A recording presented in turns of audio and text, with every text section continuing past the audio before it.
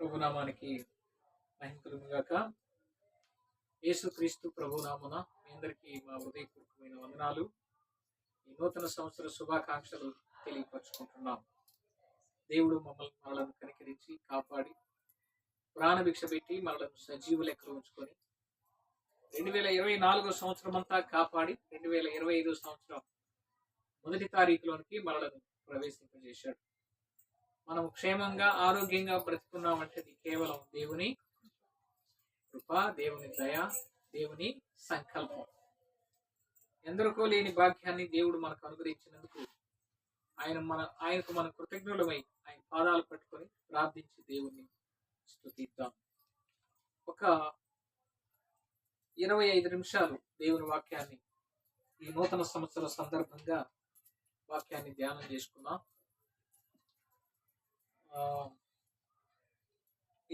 సమయానికి ఈ సందర్భంగా దేవుడు మనకు అనుగ్రహించిన వాక్య భాగం కీర్తన గ్రంథం 65వ కీర్తన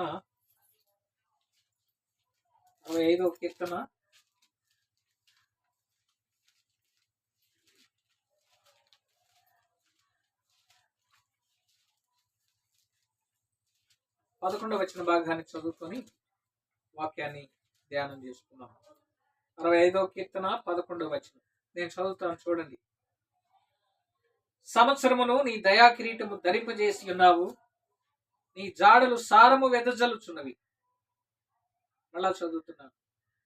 సంవత్సరమును నీ దయా కిరీటము ధరింపజేసి ఉన్నావు, నీ జాడలు సారము వెదజల్లుచున్నవి. ప్రార్థన చేసుకున్నాం. కళ్ళు వంచండి, కళ్ళు మూసుకోండి. ఎవరు అటు ఇటు చూడొద్దు, మాట్లాడొద్దు. ప్రార్థన చేసుకున్నాం. మహాపరిశుద్ధుడా, ప్రేమగల తండ్రి, దయగల దేవ, కృపగల రాజా, అత్యున్నతుడా, ప్రభావం కలిగిన తండ్రి, నీకు స్తోత్రాలు, వందనాలు. నీ ఘనమైన శ్రేష్టమైన నామాన్ని బట్టి మనసారా మిమ్మల్ని స్తుతిస్తున్నాం. అల్పులము ఎన్నికలేని మమ్మలను జ్ఞాపకం చేసుకొని నీ కాపుదలిచ్చి, నీ భద్రతనిచ్చి, నీ దయను మా పక్షంగా చూపించి, నీ కృపను మా పక్షంగా అనుగ్రహించావు. అందుని బట్టి నీకు వందనాలు తండ్రి. మరి ఈ సమయంలో తండ్రి, మరి ప్రత్యేకంగా ప్రభు, గత సంవత్సరం అంతా నీ రెక్కల సాటున భద్రపరిచారు. 2024 సంవత్సరం జనవరి నుంచి డిసెంబర్ 31 లాస్ట్ వరకు మీరు కాపాడి 2025 సంవత్సరం మొదటి నెలలోనికి మమ్మల్ని ప్రవేశింపజేశారు. జనవరి నెల 1వ తారీఖు నీ పాదాలు పట్టుకొని మిమ్మల్ని స్తుతిస్తున్నాం. అయినా మా ముందు మీరు తోడుగా ఉండి ఈ నూతన సంవత్సరంలో మీ కార్యాలు మా పక్షంగా జరిగించండి. మమ్మల్ని ఆశీర్వదించండి, దీవించండి. మీ మీద ఆధారపడి జీవించడానికి సహాయం చేయండి. ఈ నూతన సంవత్సరంలో మీరు మాకు గొప్ప గొప్ప కార్యాలు చేయబోతున్నాం. అందును బట్టి మనసారా మిమ్మల్ని స్తుతిస్తున్నాం. మా కంటికి కనపడవు, చెవికి వినపడవు, హృదయానికి గోచరం కావుతుంది మీ కార్యాలు. మీ అద్భుతాలు మా పక్షంగా జరిగించనై ఉంటుండగా మీకు వందనాలు, కృతజ్ఞతాస్తుతులు, స్తోత్రాలు చెల్లించుకుంటున్నాం. ఎక్కడైతే 2-3 కూడి నా నామమును స్తుతిస్తారో, ప్రార్థిస్తారో వారి మధ్య ఉంటానని వాగ్దానం చేసిన గొప్ప దేవుడు, మాట తప్పని దేవుడు, మడమ తిప్పని దేవుడు. అయినా మీ వాక్యం మార్పు లేనిది. తరాలు గతించిన, యుగాలు గతించిన, సంవత్సరాలు గతించిన మీ వాక్యం తండ్రి ఎన్నడూ గతించదు. భూమి ఆకాశములు గతించిన నా మాటలు ఎన్నడూ గతించమని మీరు సెలవిచ్చిన గొప్ప దేవుడు అని కొందరాలు. యేసు ప్రభువుగా, రక్షకుడుగా, అయినా రారాజుగా, పరలోకపు తండ్రిగా మా మధ్యలో ఉన్న విధానాన్ని బట్టి మేము స్తుతిస్తున్నాం. ఈ ఒక్కడివే దేవుడు, మీరు తప్ప మరొక దేవుడు లేడు. అందరికీ దేవుడు ఒక్కడే. ఆ దేవుడు అయిన గొప్ప దేవానికి వందనాలు. సృష్టికర్తమైన యేసు ప్రభువానికి వందనాలు. గొప్ప దేవుడానికి వందనాలు. మహాగరుడానికి స్తోత్రాలు. నిజమైన దేవుడు, నిత్య జీవమైన గొప్ప దేవానికి స్తోత్రాలు. ఉదయకాల వేళ తండ్రి, మరి ప్రత్యేకంగా నీ పాదాలు పట్టుకొని పాల్గొనేను నన్ను నీ శిలువ సాటున మరుగు చేసుకుని దేహి అని నీ పాద సన్నిధికి వస్తున్నాం. నన్ను కనికరించండి, కాపాడండి. మాటలు నీ వాక్యం నీరు ఈ అమూల్యమైన మాటలతో మమ్మల్ని నింపి సహాయపడుదురు. యేసుక్రీస్తు నామములో ప్రార్థించడానికి బతిమాలి వేడుకుంటున్నాను తండ్రి, ఆమేన్. మనం చదువుకున్న వాక్య భాగంలో భక్తుడు రాస్తూ అన్నాడు, దావీదు గారు, సంవత్సరమును నీ దయా కిరీటమును ధరింపజేసి ఉన్నావు, నీ జాడులు సారము వెదజల్లుచున్నవి అన్నాడు.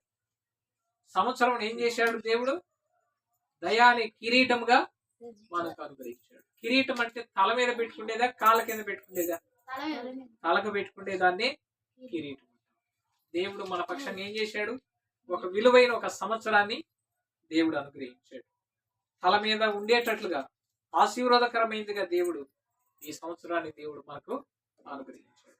అయితే ఈ భాగానికి కట్టుబడి ఉండి మనం కొన్ని తలంపులు జ్ఞాపకం చేసుకుంటాం. ఏంటి ఈ భాగానికి కట్టుబడి ఉండి మనం నేర్చుకునే తలంపులు అంటే, సంవత్సరము అనే దయ, సంవత్సరాన్ని దయ అనే కిరీటంతో భక్తుడు పోల్చాడు. అర్థమవుతుందా? సంవత్సరాన్ని దయా అనే కిరీటంతో భక్తుడు పోల్చి ఈ సంవత్సరము చూడగలిగామంటే అది దేవుని దయ అనే మాటను తెలియపరిచాడు. ఈ సంవత్సరం మనము చూడగలిగామంటే అది దేవుని దయ అనే విషయాన్ని భక్తుడు తెలియపరిచాడు. అవును, మనం ఈ నూతన సంవత్సరంలోనికి అడుగు పెట్టామంటే అది దేవుని దయ, అది దేవుని కృప, అది దేవుని యొక్క ప్రణాళిక, అది దేవుని యొక్క చిత్తం, అది దేవుని యొక్క ఉద్దేశం. అందువల్ల దేవుడు మనలను కనికరించి కాపాడి ఈ 2025 సంవత్సరంలోనికి ప్రవేశింపజేశాడు. ఆల్రెడీ ఒకరోజు సంవత్సరం సగంలోనికి వచ్చేసాం. ఒకరోజు 12 అవర్స్ అయిపోయింది. ఇంకా 12 అవర్స్ మన మధ్యలో. ఈ 12 అవర్స్ కూడా ఆయనకు యోగ్యమైన బిడ్డలంగా, యథార్థంగా, నీతిగా, పరిశుద్ధంగా జీవించడానికి సిద్ధపడతాం. నూతన సంవత్సరం అంటే మన పరిస్థితులన్నీ నూతనంగానే ఉండాలి. మరి ఈ సంవత్సరంలో దేవుడు ఒక గొప్ప నూతన క్రియలు చేస్తాడు. కాబట్టి మనం ఏం చేయాలి అంటే దేవునికి కృతజ్ఞులమై ఆయన పాదాలు పట్టుకొని ఆయన పాద సన్నిధిలో ప్రార్థన చేయాలి. దేవుణ్ణి స్తుతించాలి. దేవునికి కృతజ్ఞులమై మనము జీవించాలి. చూడండి, కీర్తన గ్రంథం, కీర్తనలు 5వ కీర్తన 12వ వచనంలో ఒక మాట ఉంది. 5వ కీర్తన 12వ వచనం అక్కడ అంటాడు, యెహోవా నీతిమంతులను ఆశీర్వదించువాడు నీవే, కేడెముతో కప్పినట్లు నీవు దయను వారిని దయతో కప్పెదవు. కావున నీ నామమును ప్రేమించువారు నిన్ను గురించి ఉల్లసించువారు.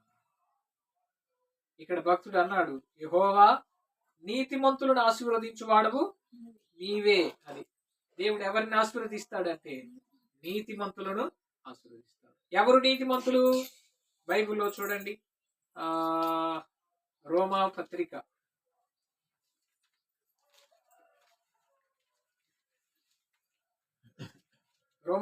'లో ఎవరు నీతిమంతులో చెప్పాడు. తీస్తారా? 3వ అధ్యాయము రోమా పత్రిక 3వ అధ్యాయము 11వ వచనం.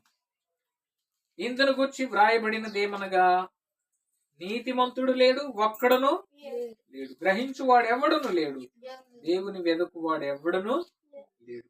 12వ వచనం. అందరూ త్రోవ తప్పి ఏకముగా పనికి మాలిన వారైరి, మేలు చేయువాడు ఒక్కడు లేడు, ఒక్కడైనను లేడు. బైబిల్ ఏం చెప్తా ఉంది? నీతిమంతుడు అనేవాడు ఒక్కడు కూడా లేడు. మరి నీతిమంతులు ఎవరు?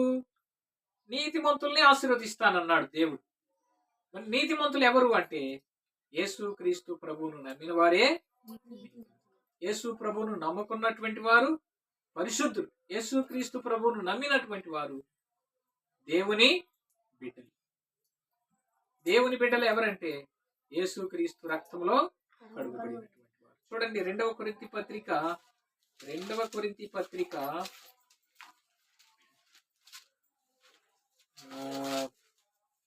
5వ అధ్యాయం 17వ వచనం. 2వ కొరింథీ పత్రిక. కాగా ఎవడైనను క్రీస్తునందున్న ఎడల వాడు నూతన సృష్టి, పాతవి గతించను, ఇదిగో క్రొత్తవైన. కొంతమంది అంటారు సమస్త క్రొత్తవైన చదువుతారు. సమస్తం కాదు, ఇవిగో క్రొత్తవైన అన్నారు. బైబిల్లో మనం ఉన్నది ఉన్నట్లుగా చక్కగా చదివి వినిపించాలి. ఇక్కడ భక్తుడు ఏమన్నాడు? కాగా ఎవడైనను క్రీస్తునందున్న ఎడల వాడు నూతన సృష్టి, పాతవి గతించను, ఇదిగో క్రొత్తవైన. పాతవి ఏమైపోయినాయి? గతించిపోయింది. 2024 సంవత్సరం గతించిపోయింది, ఇంక రాదు. 2024 క్యాలెండర్ తీసేసాం. 2025 సంవత్సరం క్యాలెండర్ మనం పెట్టుకున్నాం. పాతదంతా వెళ్ళిపోయింది. ఇప్పుడు మన వయసు ఉంది, ఈ వయసు ఈ సంవత్సరం దాటిపోయిందండి, ఇంకో మళ్ళీ ఈ సంవత్సరం తిరిగి రాదు. ఇంకొక సంవత్సరంలోనికి అడుగు పెట్టాం. మనం అడుగులు దగ్గరికి వేసుకుంటూ వెళ్తాం. ఇప్పుడు 40 సంవత్సరాలు అయినాయి అనుకో, 40 అడుగులు వేసుకుంటూ వచ్చాం. ఎక్కడికి చనిపోవడానికి. ఇంకా 40 అడుగులు వేసాం, ఇంకా కొన్ని అడుగులే ఉన్నాయి. ఒకవేళ 60లోనే ఆగిపోద్దేమో, 70లోనే ఆగిపోద్దేమో, 80లోనే ఆగిపోతామేమో చెప్పలేము, 100లో ఆగిపోతామేమో చెప్పలేము. కాబట్టి సంవత్సరాలు జరిగే కొద్దీ ఒక్కొక్క స్టెప్ ముందుకెళ్ళిపోతాం. ఒక్కొక్క స్టెప్ ముందుకెళ్ళే కొద్దీ మన ఆయుష్ తగ్గుతాం, దూరం కూడా తగ్గుతుంది. ఇప్పుడు మనం నడుచుకుంటూ వెళ్తుంటే మనం వెళ్ళే ప్లేస్ దగ్గర అవుతుంది. మనం నడిచిన దూరం చాలా దూరం అయిపోతాం. కాబట్టి చాలా సంవత్సరాలు గడుస్తున్నాయి అంటే అది దేవుని కృప. కాబట్టి యేసుక్రీస్తు నందు ఉండడమే క్రొత్త సృష్టి. నీతిమంతులు ఎవరంటే యేసుక్రీస్తు ప్రభువును నమ్మినటువంటి వారే నీతిమంతులు. ఆయన నీతిమంతుడు గనుక ఆయన నమ్ముకున్నటువంటి వారు నీతిమంతులుగా ఎలా చేయబడతారు? యేసు ప్రభువా నేను పాపిని, నన్ను క్షమించు, నన్ను రక్షించు ప్రభువా అని ఎవరైతే ఒప్పుకుంటారో దేవుడు వాళ్ళని ఏం చేస్తాడు? క్షమించి వాళ్ళ పాపాన్ని కడిగి నీతిమంతులుగా చేస్తాడు. మామూలుగా అయితే సహజంగా అయితే భూలోకంలో ఎవరు నీతిమంతులు లేనే లేదు. యేసు ప్రభువును మన నోటితో పలకడం వల్ల దేవుడు మన పాపం నుండి మనలను విడిపిస్తాడు. చూడండి, రోమాపత్రికలోనే ఏమన్నాడు?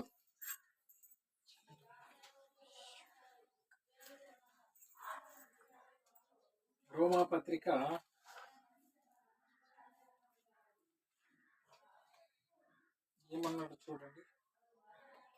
3వ అధ్యాయం 23వ వచనం.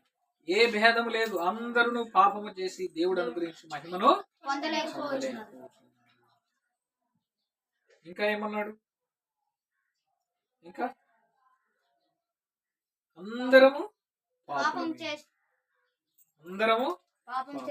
ఎవ్వరు కూడా నీతిమంతులు లేరు.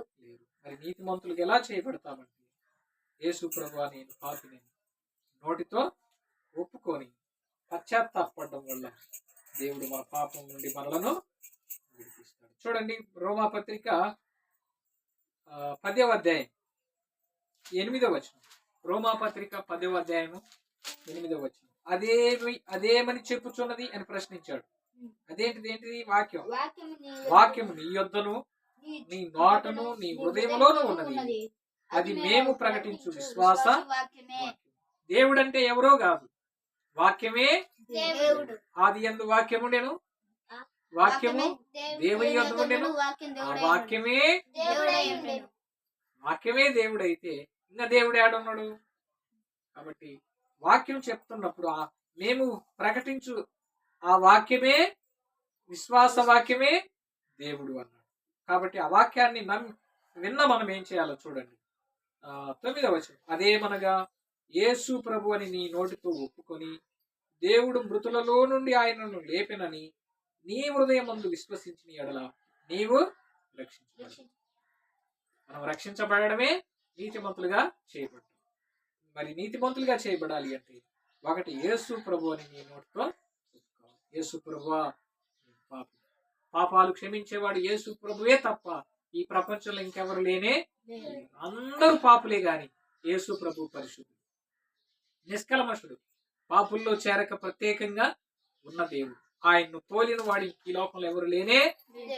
కాబట్టి యేసు ప్రభువా నేను పాపిని ఒప్పుకోవాలి. రెండవది, మృతులలో నుండి ఆయనను లేపినని మనం హృదయమందు విశ్వసించాలి. ప్రభు మన పాపాల కోసం చనిపోయి కొరడా దెబ్బలు తిని తన శరీరం అంతా చీల్చబడింది, గాయపరచబడింది, తన రక్తమంతా చిందించి మన పాపాల కోసం ఆయన చనిపోయాడు. చనిపోతే ఇంకా అంతటితో ప్రాముఖ్యత గొప్పగా ఏమీ లేదు. కానీ ఆయన మృతులలో నుండి మళ్ళా తిరిగి లేచాడు. యేసుక్రీస్తు ప్రభు లేచిన విషయాన్ని మనం నమ్మాలి. కొంతమంది లేయలేదు అంటారు. లేదు అంటానికి నీకేమన్నా రుజువు ఉందా అంటే లేదు. బైబిల్లో రుజువులు ఉన్నాయి, ఆయన లేచినాడు అంటారు. ఆయన లేచాడు, జనసమూహానికి కనిపించాడు, శిష్యులకు కనిపించాడు, తిన్నాడు, త్రాగినాడు. ఆయన మహిమ శరీరంతో పరలోక రాజ్యానికి వెళ్ళిపోయాడు. ఓ గలతీలారా, మీరెందుకు అలాగా చూస్తున్నారు అంటాడు. కాబట్టి దేవుడు ఏం చేస్తాడు చూడండి. యేసు అందరు చూస్తుండగా యేసుక్రీస్తు ప్రభు పరలోక రాజ్యానికి ఆరోహణుడు. ఇంకా చూడండి 10వ వచనంలో ఏమన్నాడు? రక్షింపబడదు ఏలయనగా నీతి కలుగునట్లు మనుషుడు హృదయంలో విశ్వసించును, రక్షణ కలుగునట్లు నోటితో ఒప్పుకుంటాడు.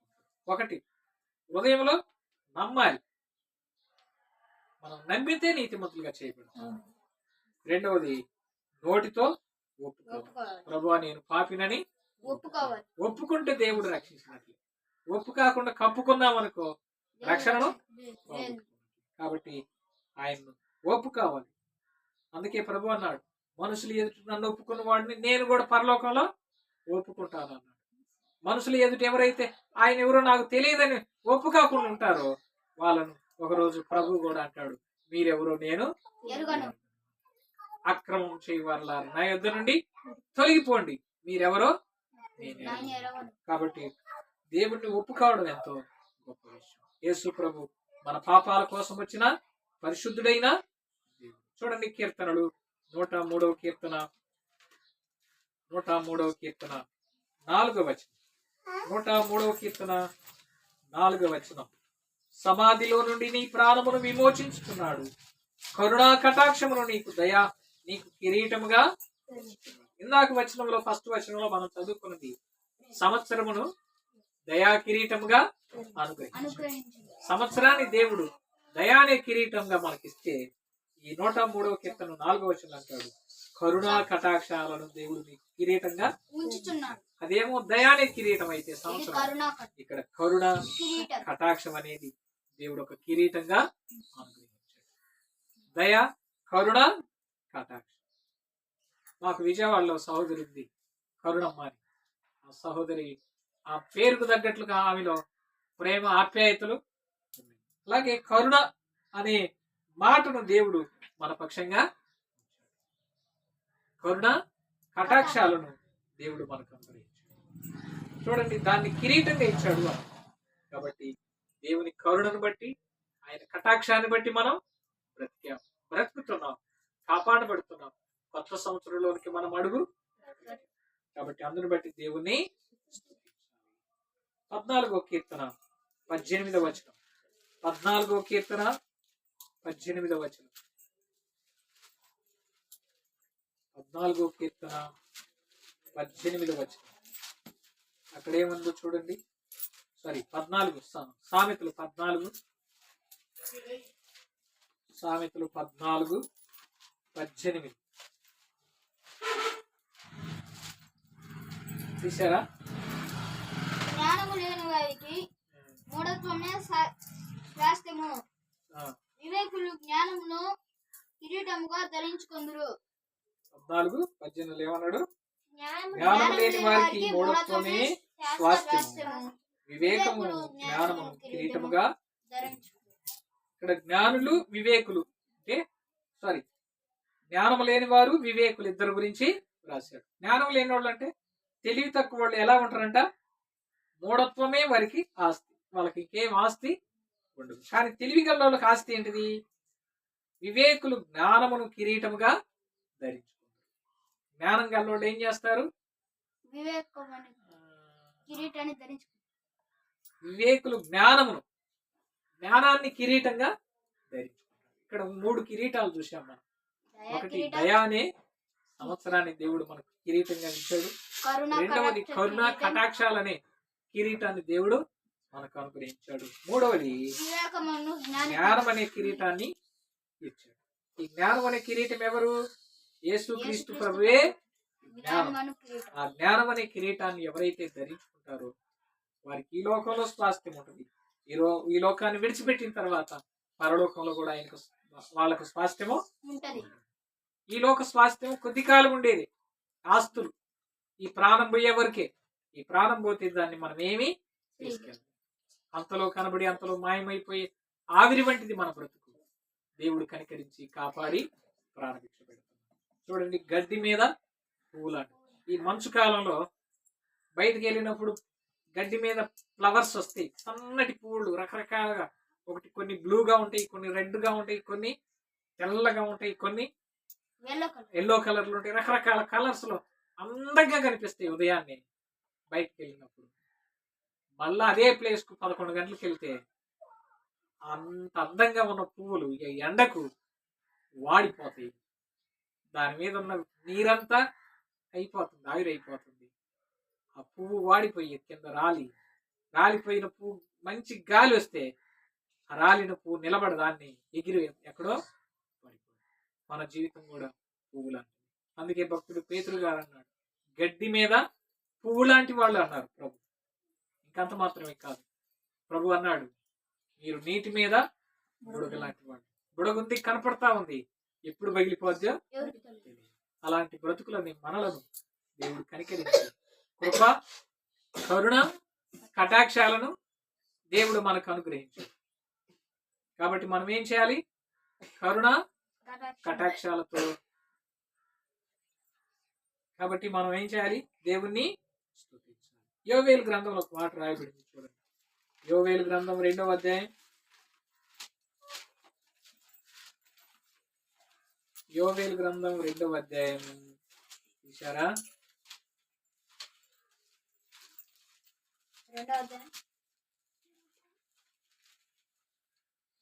2వ అధ్యాయం 21వ వచనం. 2:21. దేశమా భయపడక సంతోషించి గంతులు వేయము, యెహోవా గొప్ప కార్యములు చేసెను. పశువులారా భయపడుకుడు, గడ్డి వేళ్లలో పచ్చిక మొలుచును, చెట్లు ఫలించును, అంజూరపు చెట్లను ద్రాక్ష చెట్లను సమృద్ధిగా ఫలించును. సియోను జనులారా ఉత్సహించి మీ దేవుడైన యెహోవా యందు సంతోషించుడి. తన నీతిని బట్టి ఆయన తొలకరి వర్షమును మీకు అనుగ్రహించును. వాన కురిపించి పూర్వమందు వలె తొలకరి వర్షమును కడవరి వర్షమును మీకు అనుగ్రహించును. ఈ కొత్త సంవత్సరంలో దేవుడు మనకి ఇచ్చిన వాగ్దానం ఏంటిదో తెలుసా? దేశమా భయపడకు. దేశం భయపడకుండా సుభిక్షంగా ఉండాలి అంటే కారణం మెయిన్ దేవుడు. దేవుని యందు మనం భయభక్తులు కలిగి ఉంటే, దేవుణ్ణి మనం నమ్మితే, యేసు ప్రభువును ఒప్పుకుంటే దేశాన్ని దేవుడు ఏం చేస్తాడు? సుభిక్షంగా ఉంచుతాడు, క్షేమంగా ఉంచుతాడు. అందుకే భక్తుడు అన్నాడు, దేశమా భయపడక సంతోషించి గొంతులై. ఎందుకు అంటే యెహోవా గొప్ప కార్యములు రాబోయే కాలంలో దేవుడు గొప్ప కార్యాలు చేయబోతున్నాడు. ఇంకా ఏమన్నాడు? పశువులారా భయపడుకు, గడ్డి బీళ్లలో పచ్చిక మొలుచున్నట్లు చెట్లు ఫలించును, అంజూరపు చెట్లను ద్రాక్ష చెట్లను సమృద్ధిగా ఫలించు. సియోను జనులారా ఉత్సహించి మీ దేవుడైన యెహోవా యందు సంతోషించు. తన నీతిని బట్టి ఆయన తొలకరి వర్షమును. తొలకరి వర్షము ఫస్ట్ పడే వర్షం. అంత ఎండిపోయింది నేల అంతా. ఫస్ట్ వర్షం పడదనుకో, ఆ ఎండిపోయిన నేలలో నుంచి వస్తుంది గడ్డి, పచ్చగా ప్రశాంతంగా ఉంటది, రంగేసినట్లుగా. అంత గొప్పగా దేవుడు కార్యాలు చేసేవాడు. ఇంకా చూడు 24 వచనం. కొట్లు ధాన్యముతో నిండును, క్రొత్త ద్రాక్షారసము క్రొత్త తైలము గానుగులకు పైగా పొర్లిపారును. మీరు కడుపార తిని తృప్తి పొంది మీ కొరకు వింత కార్యములు జరిగించిన మీ దేవుడైన యెహోవా నామమును స్తుతించినట్లు నేను పంపిన మిడతలను, గొంగలి పురుగులను, పసర పురుగులను, చీడ పురుగులను అను నా మహాసైన్యమును తినివేసి సంవత్సరముల పంటను మీకు మరలా ఇత్తును.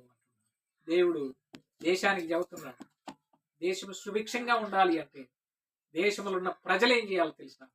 దేవుని యందు భయభక్తులు కలిగి పరిశుద్ధుడైన యేసుక్రీస్తు ప్రభువును నమ్మాలి. ఆయనే వర్షం ఇచ్చేది.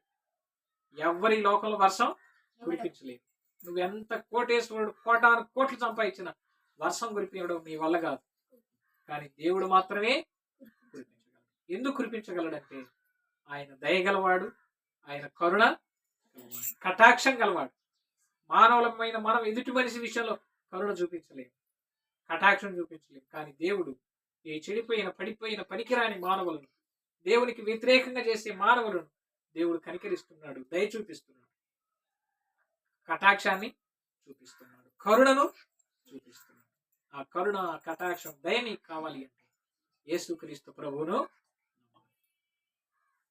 ఈ దేశము, ఈ ప్రపంచం, ఈ దేశము, మన ఇండియా ఆశీర్వాదకరంగా ఉండాలి అంటే ఇంకా ఎవరైతే యేసు ప్రభువును నమ్మలేదు వాళ్ళు యేసు ప్రభువును నమ్మాలి. యేసు ప్రభు సృష్టికర్త, నిజమైన దేవుడు, పాప పరిహారకుడు, ఆయన ఒక్కడే దేవుడు. ఆయన నమ్మితే దేవుడు ఈ దేశాన్ని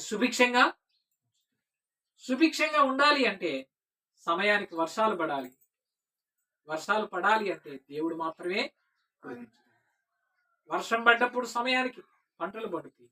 పండిన పంటలు క్షేమంగా చేతికి రావాలి అంటే తెగుళ్ళు రాకూడదు. తెగుళ్ళు రాకుండా ఉండాలి అంటే దేవుడే చెయ్యాలి ఆ పని కూడా. అందుకే అంటాడు చూడండి, మీ దేవుడైన యెహోవా నామమును స్తుతించున్నట్లు నేను పంపిన మిడతలను, గొంగలి పురుగులను, పసర పురుగులను, చీడ పురుగులను అను నా మహాసైన్యమును తినివేసిన సంవత్సరంలో పంటను మీకు మరలా.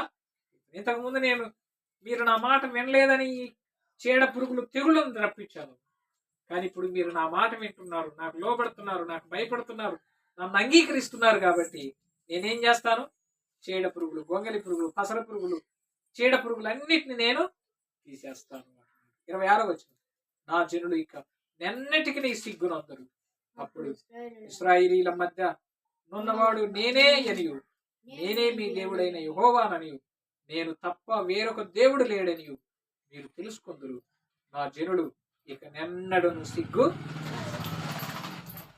దేవుడు ఆశీర్వదించేస్తున్నాడు. ఇకన్నిటికీ మీకు సిగ్గు అనేది జయము మీదే. ప్రతి విషయంలో దేవుడు మీకు సహాయము చేస్తాడు. ఆయన నమ్మండి అన్న విషయాన్ని చెప్పి ముగిస్తున్నాను. చివరి మాట చూపించి నేను ముగిస్తున్నాను. హగ్గయి గ్రంథం 2వ అధ్యాయం 9వ వచనంతో ముగిస్తున్నాను. హగ్గయి గ్రంథం